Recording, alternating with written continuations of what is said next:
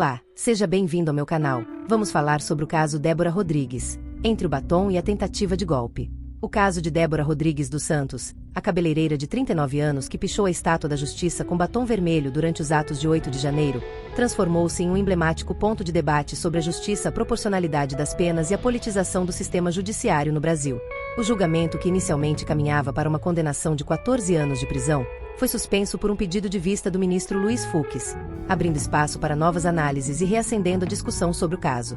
O ministro Luiz Fux, do Supremo Tribunal Federal, solicitou mais tempo para examinar o caso de Débora Rodrigues dos Santos, interrompendo o julgamento que ocorria na primeira turma da Corte. Essa decisão veio após os votos dos ministros Alexandre de Moraes e Flávio Dino, que se manifestaram pela condenação de Débora a 14 anos de prisão pelos 5 crimes imputados a ela: abolição violenta do Estado Democrático de Direito, golpe de Estado, dano qualificado, deterioração de patrimônio tombado e associação criminosa armada. A suspensão do julgamento por Fux concede um prazo de até 90 dias para que o caso seja reavaliado, adiando a definição do futuro de Débora e permitindo que novas perspectivas sejam consideradas. Até o momento, o placar de 2-0 a favor da condenação, com a necessidade de apenas mais um voto para formar maioria, paira como uma sombra sobre o caso. Débora Rodrigues dos Santos ganhou notoriedade ao pichar a estátua à Justiça, localizada em frente ao STF, com a frase "Perdeu Mané", utilizando batom vermelho. A expressão fazia referência a uma declaração do ministro Luiz Roberto Barroso, que respondeu dessa forma a manifestantes bolsonaristas em Nova York. Pra gente, o senhor vai responder às Forças Armadas? O senhor vai deixar o código-fonte ser exposto? O Brasil precisa dessa resposta, ministro. Todo respeito. Por favor, Barroso, responde pra gente. Perdeu, Mané, numa mola. É sério? Não é isso não, ministro.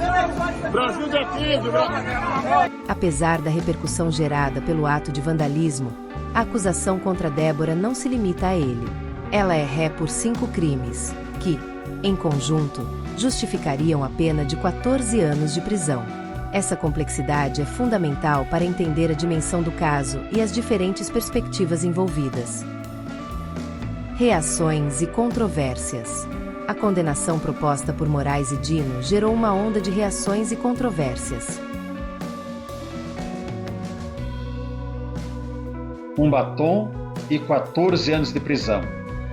Essa foi a pena imposta pelo ministro Alexandre de Moraes para a jovem Débora Rodrigues dos Santos, 39 anos, mãe de 2 filhos pequenos. E qual foi o crime praticado pela Débora? Escreveu com um batom, a frase "Perdeu Mané" em uma escultura que está localizada em frente ao Supremo Tribunal Federal. Essa frase, escrita pela Débora, tem autoria certa. O seu autor é o senhor ministro Luiz Roberto Barroso, que é o atual presidente do Supremo Tribunal Federal. Mas o que diz o ministro Alexandre de Moraes? Que a Débora vandalizou a escultura. E o que é vandalizar? No dicionário, vandalizar é estragar, destruir, danificar. A frase escrita pela Débora foi lavada no dia seguinte ou no dias seguintes com água e sabão e saiu completamente. Não ficou nenhuma marca naquela escultura.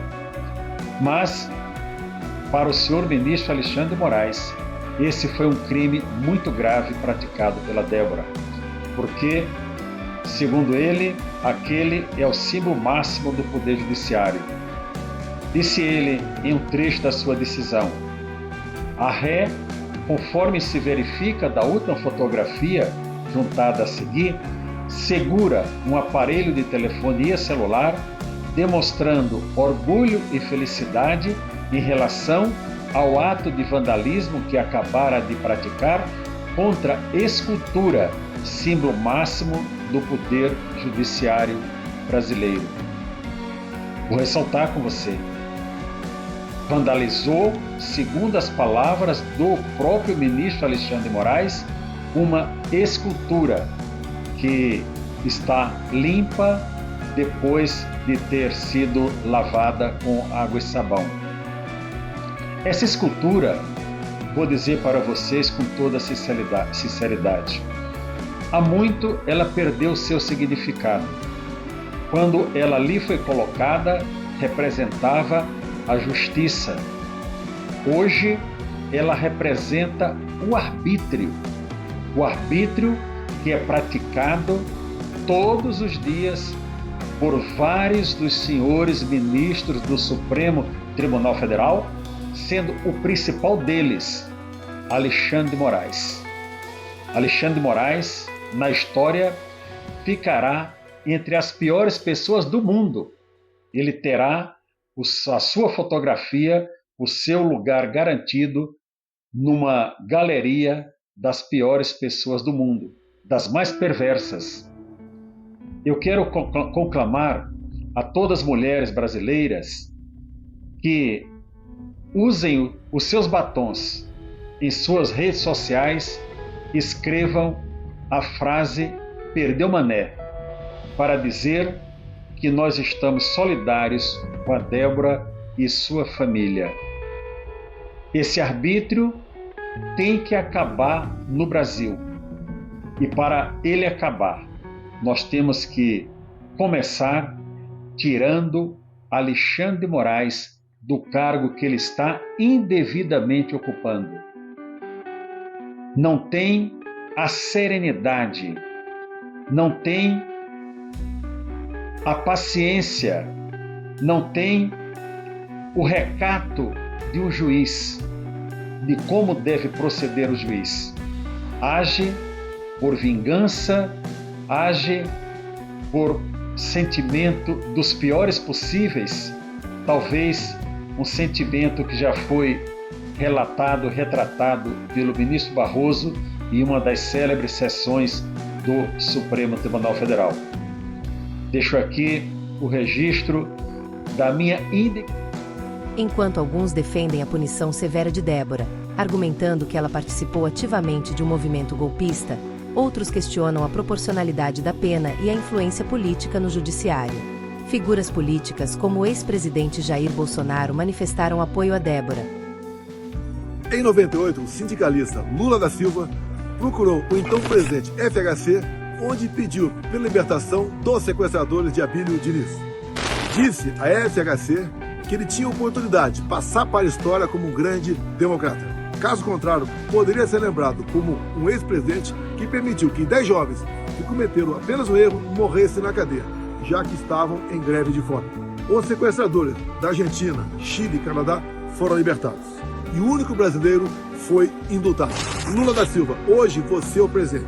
E já temos a morte de um inocente, o Crezão, e mais de uma centena de presos e refugiados. Depois de Alexandre de Moraes, o ministro Dino dá o segundo voto para condenar a 14 anos de cadeia a senhora Débora, profissional da área de beleza, mãe de Caio, 10 anos, e Rafael, de 7. Todos os refugiados e condenados até agora são acusados de integrar uma associação criminosa armada, num falso golpe, sem tropa, sem liderança e sem armas.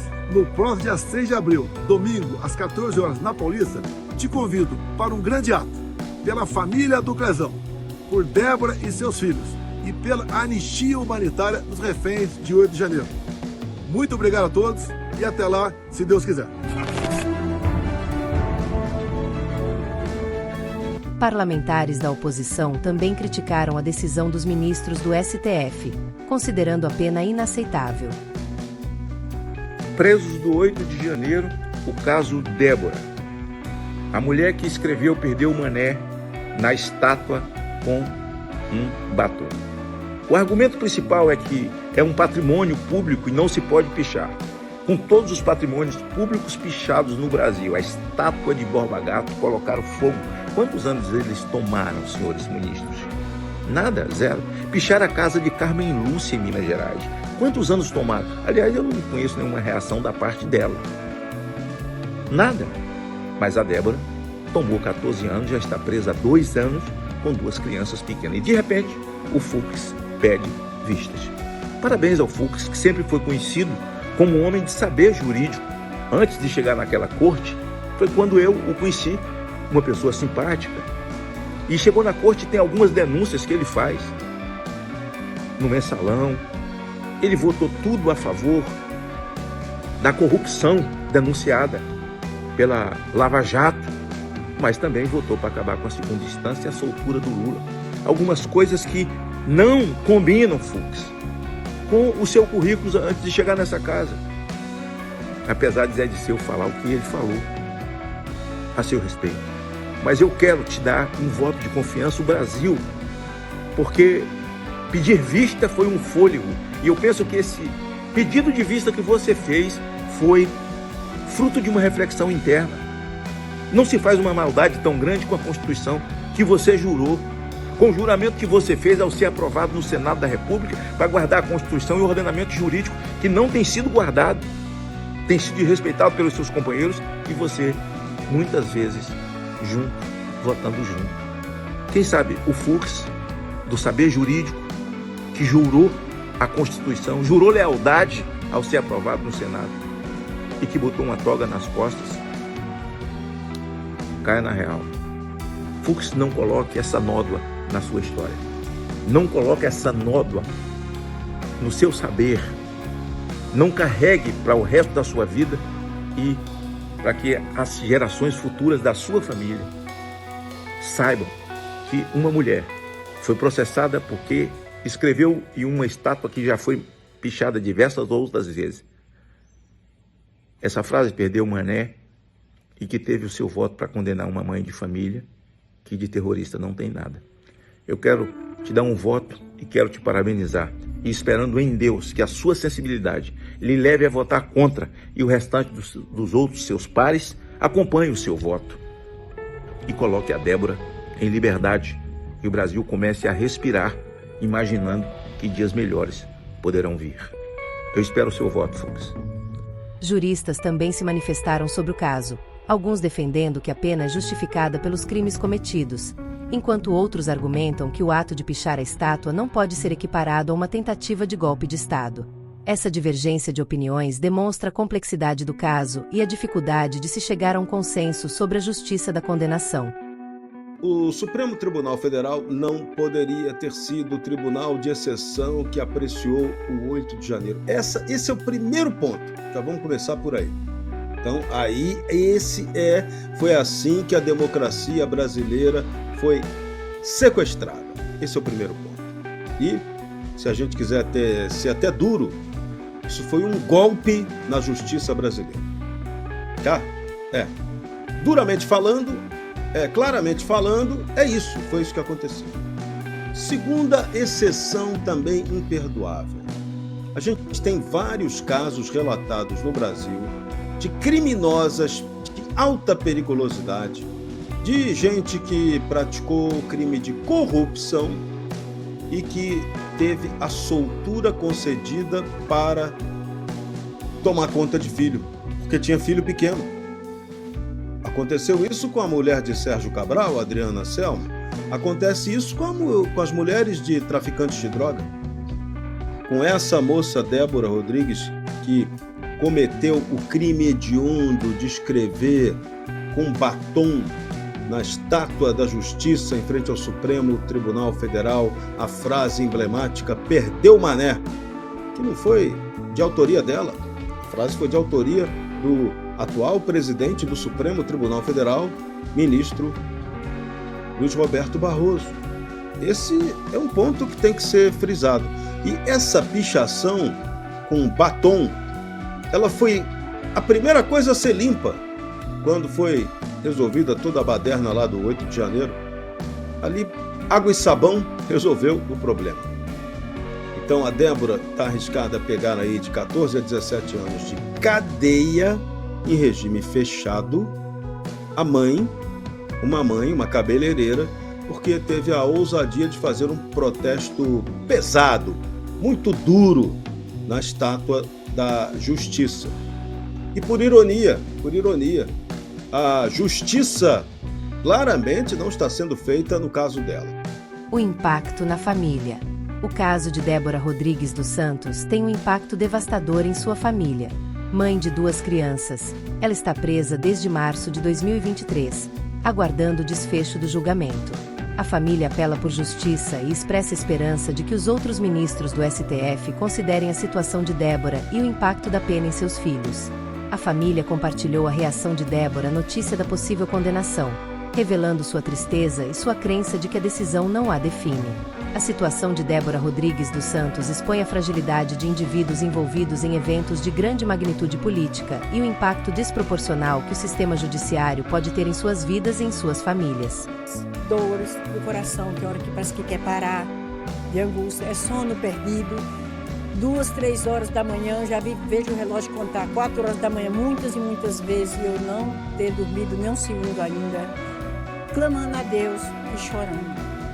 E pedindo a Deus que Deus use esses homens do coração à mente, para ele ter honestidade, ter amor, entender o que é paz e amor. Porque é o que eu clamo, é o que eu peço. Porque eles precisam de entender o que é o amor ao próximo. Porque não sei se todos têm, mas alguns deles devem ter filhos. E eles sabem o que é o amor de filho. A lágrima que eu derramo por ela derrama pelos filhinhos dela. Os filhinhos dela derramam por ela também.